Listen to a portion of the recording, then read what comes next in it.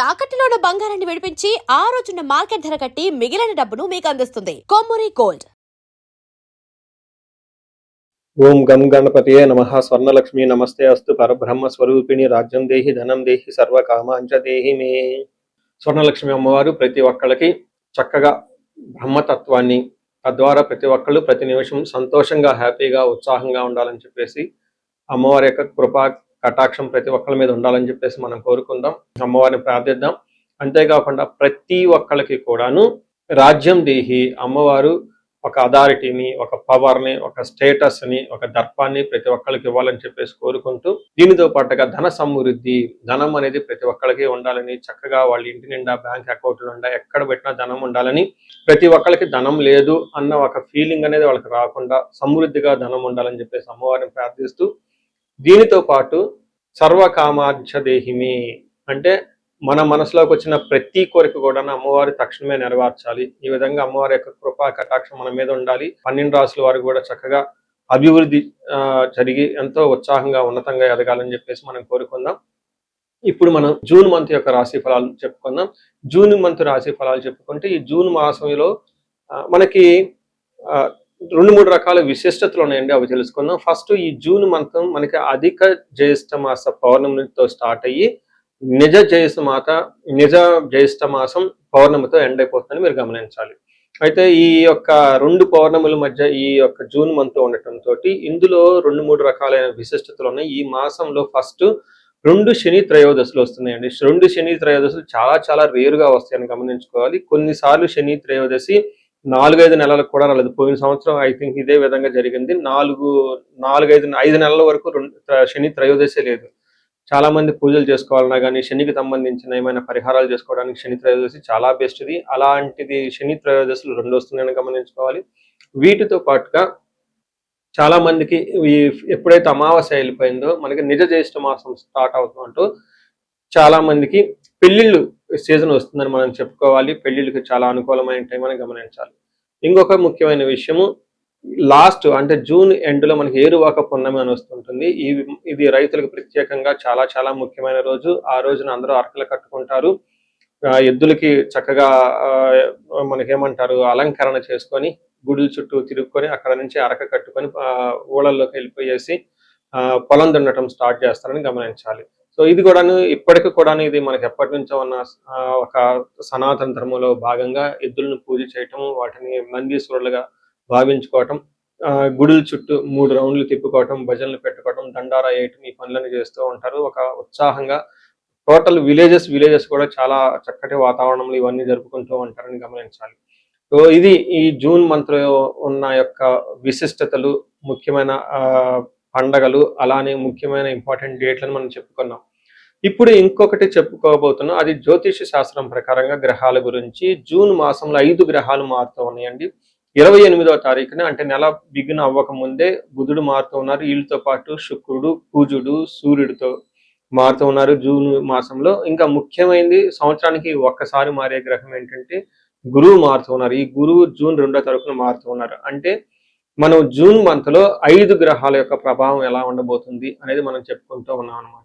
వృషభ రాశి చూస్తే ఈ మంత్ కొంచెం మిక్స్డ్ గా ఉంటుంది. కొంచెం చాలా కేర్ఫుల్ గా వెళ్ళవలసిన మంత్ అని మీరు గమనించుకోవాలి. ఏ విధంగా అంటే కృతిక ముందు అది చెప్పుకునే పోయే ముందు ఇందులో ఉన్న నక్షత్రాలు చూద్దాం. కృతిక 2, 3, 4 పాదాలు, రోహిణి 1, 2, 3, 4 పాదాలు, మృగశిర 1, 2 పాదాలంతా కూడా ఈ రాశిలో ఉంటారని గమనించాలి. పేరు బలం ప్రకారం చూసుకుంటే ఈ ఊ ఏ ఓ వా వి ఓ అన్న లెటర్స్ అంతా కూడా వీళ్ళకి వృషభ రాశిలో ఉంటారని గమనించాలి. మనం ముందుగా చెప్పుకున్న విధంగా 5 గ్రహాలు మారుతూ ఉంటే ఎక్కువగా మారిన గ్రహాలు వీళ్ళకి మిక్స్డ్గా ఉన్నాయి. ఒక 3 గ్రహాలు మాత్రమే ప్రతికూలంగా, 2 మాత్రమే అనుకూలంగా ఉన్నాయి. కొంచెం జాగ్రత్తగా ఆలోచించుకొని ప్లాన్డ్గా వెళ్ళవలసిన మంత్ అని మీరు మనసులో పెట్టుకోండి. మనం లఘు గోచారం, సూక్ష్మ గోచారం ప్రకారం చూస్తే సూర్యుడి వల్ల వీళ్ళకి ధన ప్రవాహం వస్తూ ఉంటుంది. కానీ కుజుని వల్ల అనారోగ్యానికి గురే అవకాశం ఎక్కువగా ఉంటుంది. తర్వాత శ్రీయం విభూతి అంటే బుధుని వల్ల శ్రీయం ధనం వచ్చే అవకాశం ఎక్కువ ఉంటుంది. విభూతి ఆల్రౌండ్ ప్రాస్పరిటీ కూడా ఉంటుందని మనం చెప్పుకోవచ్చు. అయితే ఇండివిజువల్ గా ప్రతి గ్రహం కూడా ఒక ఛాలెంజింగ్ గా ఉంటుంది, ఒక ఆపర్చునిటీస్ కూడా ఉండే అవకాశం ఎక్కువ ఉంటుంది. అందుకని ఎక్కడెక్కడ ఛాలెంజింగ్ గా ఉంటుంది, ఎక్కడెక్కడ మనకి ప్రాబ్లమాటిక్ ఉందో మనం చూద్దాం. ఇందులో సూర్యుడు వీళ్ళకి రెండో స్థానంలో ఉండటం కొంచెం జాగ్రత్తగా ఉండాలని గమనించాలి. ఇందులో మనకి ఏం చెప్తారంటే సంస్కృతంలో ఫస్ట్ హీనత్వం దుష్ట సంసర్గో మనస్తాపో శిరోవ్యధః నిష్ఫలం కృషి వాణిజ్యం విత్తరాశి గతౌ రవి అని చెప్తారు సంస్కృతంలో. అంటే దీని మీనింగ్ ఏంటంటే హీనత్వం అంటే మీకు నీచ బుద్ధి వస్తుంది, దుష్ట బుద్ధి వస్తుంది, దుష్ట సంసర్గో చెడ్డ వాళ్ళతో కలిసి వాళ్ళతో మీరు పరిచయాలు పెంచుకునే అవకాశాలు చేసే పరిస్థితులు వస్తూ ఉంటుంది. గుర్తు పెట్టుకోండి, ఎప్పుడైతే చెడ్డవాడి దగ్గరికి వెళ్ళారో ఎప్పుడు మీకు చెడే జరుగుతుంది. ఎప్పుడైతే మీరు స్మార్ట్ వర్క్ చేయాలనుకుంటే అదే స్మార్ట్ వర్క్ మీకు రిజల్ట్ తిరిగి వస్తుంది. కాబట్టి ఈ టైంలో మీరు మనస్తాపానికి గురే అవకాశం ఎక్కువగా ఉంటుంది. శిరోవ్యధః అంటే తలనొప్పి కూడా వస్తుంది. దీనితో పాటు నిష్ఫలం కృషి వాణిజ్యం ఏదైనా హార్డ్ వర్క్ చేసినా బిజినెస్ చేసినా వీళ్ళంతా మీకు ప్రాబ్లం అవుతుందని గమనించాలి. సో ఇలా ఇందులో ఓవరాల్ గా చూస్తే మీకు సూర్యుడి వల్ల అంతా ఇబ్బంది పెట్టే పరిస్థితి ఉంది కాబట్టి జాగ్రత్తగా ఉండటం ఎంతైనా అవసరం గమనించాలి. ఇప్పటిదాకా ఈ రాశి వాళ్ళు కొంచెం ఆడింది ఆట పాడింది పాటగా ఉంది. చాలా విషయాలు ఎలాంటి ప్రాబ్లమ్స్ వచ్చినా చక్కగా చేసుకుంటూ ముందుకెళ్ళిపోయారు. బట్ ఈ మంత్ కొంచెం జాగ్రత్తగా ఉండవలసిన మంత్. గురువు మారటం వల్ల కూడాను కొంచెం అంత స్మూత్ గా ఉండదు. ఇప్పటిదాకా అనుకునే సాధించుకుంటారు. ఇప్పుడు మీరు అడగంగానే ఒక ఫోన్ చేయంగానే పనులు అయ్యాయి. అంత స్మూత్ గా పనులు కాదు. 1-2 సార్లు ఫోన్లు చేయాలి. కొంచెం ఇరిటేషన్ తో ఉంటుందని గమనించుకోండి.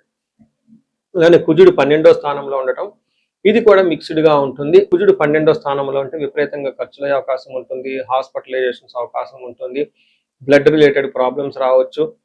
అంతేకాకుండా శత్రువుల బాధ కూడా విపరీతంగా ఉంటుందని గమనించాలి. మనకి సంస్కృతంలో ఏం చెప్తారంటే ప్రవాసం వ్యాధి పీడాంచ బంధు వైర ధనక్షయనం దేహ పీడాంచ సంచారం ద్వాదశ స్థానకే కుజ అంటారు. అంటే కుజుడు 12వ స్థానంలో ఉండటంతో ఏమవుతుంది, రోగాల వల్ల బాధలు ఉంటుంది, బంధువుల వల్ల ద్వేషము, ధననాశనము, శరీరానికి పీడ అని చెప్తారు. అంటే విపరీతమైన వీళ్ళకి మానసికంగా ఒత్తిడి కూడా ఉంటుంది. బట్ ధన ప్రవాహం అయితే తీసుకొని వస్తుంటారు అని చెప్తారు. ఇదే విధంగా బుధుడు చక్కగా మంచి అనుకూలత ఉన్నారు, బాగా కలిసి వస్తున్నారు. బుధుడు మంచి సపోర్ట్ ఇస్తున్నారని తెలుసుకోవాలి. తద్వారా ఇప్పటి వరకు కాని పనులయ్యే అవకాశం ఉంటుంది. ఎవరైనా మూవీ రంగంలో ఉన్నా లైక్ ఇంకా ఏదైనా సోషల్ మీడియాలో ఉన్నా వీళ్ళ రీల్స్ పోస్టులని చాలా చక్కగా వైరల్ అయ్యి ముందుకెళ్ళే అవకాశం ఉంటుంది. తర్వాత శుక్రుడు వీళ్ళకి 3వ స్థానంలో ఉండటంతో ఇక్కడ మిక్స్డ్ రిజల్ట్ అని చెప్తారు. ఒక పక్కన మీ యొక్క మాటకి విలువ పెరగటం, మీకు గౌరవం రావటం, చలామణి అవటం, పడుకుబడి ఉండటము ఇవన్నీ ఇస్తూనే మరో పక్కన శత్రువులు పెరగటము, ధనం ఖర్చు విపరీతంగా అవ్వటము, అంతేకాకుండా ఒక్కోసారి మీకు మెయిన్ మీరు చేసే ప్రొఫెషన్కి ఇబ్బందులు కూడా వచ్చే అవకాశం ఉంటుంది. ఓవరాల్ గా ఇది మిక్స్డ్ పీరియడ్ అని మీరు తెలుసుకోవాలి. సో చూసారు కదండి, ఇప్పటిదాకా ఉన్న ఈ 3-4 గ్రహాలు కూడాను మిక్స్డ్ గా ఉండటంతో వృషభ రాశి వాళ్ళు కొంచెం జాగ్రత్తగా వెళ్ళటం ఎంతైనా ముఖ్యం. ఈ రాశి వాళ్ళకి పరిహారాలు మీరు చూస్తే నవగ్రహాల చుట్టూ తిరగటం చాలా ఇంపార్టెంట్. వీటితో పాటు మీరు లక్ష్మీదేవికి సంబంధించిన ఉపాసన చేస్తే చాలా బాగుంటుంది. వాళ్ళకి మహాలక్ష్మి అష్టకం చదువుకోవటము, శుక్రవారాలు కొంచెం నియమంగా ఉండటం, కుజుడికి సంబంధించి మీరు కందులు దానం చేయటం, వీటితో పాటు హనుమాన్ చాలీసా చక్కగా చదువుకుంటూ ఉంటే బాగుంటుంది. ఈ రాశి వాళ్ళు ఇది అంతా గోచారం ప్రకారం కాబట్టి ఇండివిజువల్ గా జాతకం చూపించుకోవడం చాలా ఇంపార్టెంట్.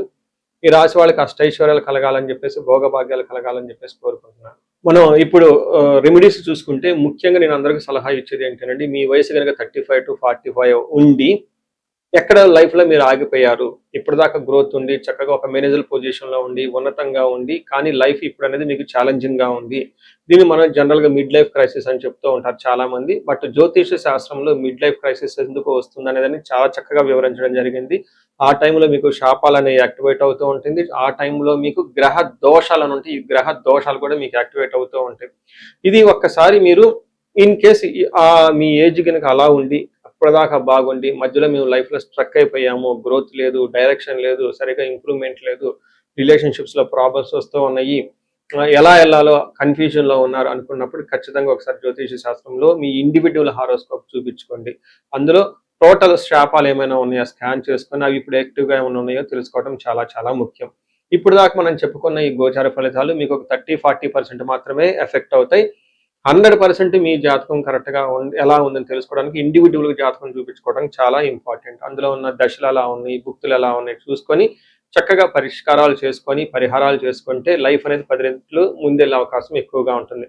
చాలా మందికి ధనానికి ఇబ్బంది పడిపోతూ ఉంటారు. అప్పటిదాకా ధనం ఫ్లో ఉంటుంది, సడన్ గా ధనం ఫ్లో ఆగిపోయి ఉంటుంది. వాళ్ళు స్వర్ణలక్ష్మి విశేష హోమం చేపించుకోవటం, కుబేర పాశుపతం చేపించుకోవటం చాలా ముఖ్యం. దీనితో పాటు చాలా మంది భార్యాభర్తల మధ్య అన్యోన్యత అనేది లేకుండా చాలా ఇబ్బంది పడిపోతూ ఉంటారు. ఏదో ఉన్నామంటే ఉంటారు కాబట్టి ఈ యొక్క భార్యాభర్తల మధ్య గొడవ వల్ల ఇంట్లో అనేక రకమైన ప్రాబ్లమ్స్, మిస్అండర్స్టాండింగ్స్ వస్తూ ఉంటాయి. బంధువులు, చుట్టాలతో కూడా ఒక్కోసారి మీకు అంతా విలువ ఇవ్వకుండా పోతూ ఉంటారు. ఇలాంటి వాళ్ళు అన్యోన్య దాంపత్య పాశుపతం చేపించుకోవటము, లేదా విశ్వావసు గంధర్వరాజ మహా హోమం చేపించుకోవటం, విశేష హోమం చేపించుకుంటే జాతకంలో ఉన్న దోషాలు పోయి చక్కగా ఉంటారు. ఇవి కాకుండా ప్రతి ఒక్కరికి ఈ మధ్య అమెరికాలో ఉంటూ ఉంటారు, లేదంటే ఎన్ఆర్ఐలు చాలా మంది ఉంటారు. చాలా డైలమా ఉంటుంది. ఏ కెరీర్‌లో వెళ్తే బాగుంటుంది? ఇండియాలో ఉంటే బెటర్‌గా ఉంటుందా? లేదంటే ఇండియా నుంచి ఫారిన్ వెళ్తే బాగుంటుందా? ఫారిన్ సెటిల్మెంట్ యోగం ఉందా? అసలు ఫారిన్‌లో ఎంతకాలం ఉంటాం? ఇలాంటి విషయాలు చాలా మంది ఈ వీసాల గురించి, గ్రీన్ కార్డుల గురించి, లేదంటే ఎంఎస్ చేయాలనుకున్న వాళ్ళకి చాలా కన్‌ఫ్యూజన్‌లో ఉంటారు.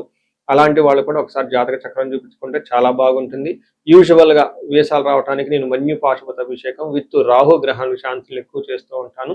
ఇలా రాహువుకి సంబంధించి మన్యు పాశుపతం చేస్తే వీటితో పాటు లక్ష్మీ గణపతి జపము, ఈ స్వర్ణలక్ష్మి జపం చేసుకుంటూ ఉంటే ఇక్కడ ఫారిన్ లో ఈ వీసా ప్రాసెసింగ్, లేదంటే ఈ డాక్యుమెంటేషన్ వర్క్ అనేది చాలా చక్కగా ఫాస్ట్ గా ఎలాంటి ఆటంకాలు లేకుండా అయ్యే అవకాశం ఉంటుంది. ఇది కాకుండా ఇంకా మీరు ఏమైనా ఇండివిజువల్ గా మీకు ఛాలెంజెస్ ఉన్నాయి, హెల్త్ బాగలేదు, మహామృత్యుంజయ హోమము, ఇంకా ఏమైనా మీకు మీ యొక్క శత్రు బాధలు విపరీతంగా ఉన్నారు, చండీ హోమం చేయించుకోవటం. చండీ హోమంతో పాటు ఇంకా మీకు విపరీతంగమైన మిమ్మల్ని ఇబ్బంది పెట్టేసి మిమ్మల్ని భయభ్రాంతులకు గురి చేసే వాళ్ళు ఎక్కువగా ఉన్నారు. బగలాముఖి జపము, హోమము ఇవి చేయించుకుంటూ ఉంటే మీ చుట్టూ ఒక మంచి ప్రొటెక్టివ్ ఎన్విరాన్మెంట్ ఉంటుంది. సో ఈ మధ్యకాలంలో ఎక్కువగా నేను చండీ హోమాలు కూడా చక్కగా చేస్తూ ఉన్నాను. సాఫ్ట్వేర్ వాళ్ళకి, రాహు దశ నడిచిన వాళ్ళకి, రాహు అంతర్దశలో ఉన్న వాళ్ళు, ఇంకా నేను చాలా మందికి కాలసర్ప దోషాలు కూడా దగ్గరుండి చక్కగా నా ఆధ్వర్యంలో పూజలు చేపిస్తూ ఉన్నాను. ఇలాంటి వాళ్ళు మీ ఇండివిజువల్ జాతకంలో ఒకసారి చూపించుకొని ఎక్కడైనా మీరు లైఫ్ స్ట్రక్ అయ్యాము అనుకుంటే వాటికి చక్కగా ఎందుకు కారణం తెలుసుకొని పరిష్కారాలు తెలుసుకోవటం వల్ల మీ లైఫ్ 10 ఇంతలే ముందుకెళ్ళే అవకాశం ఎక్కువగా ఉంటుంది. మీ అందరికి అష్టలక్ష్మి కృప కలగాలని, అలానే అష్టైశ్వర్యాలు భోగభాగ్యాలు కలగాలని చెప్పేసి నేను కోరుకుంటున్నాను. నమస్తే.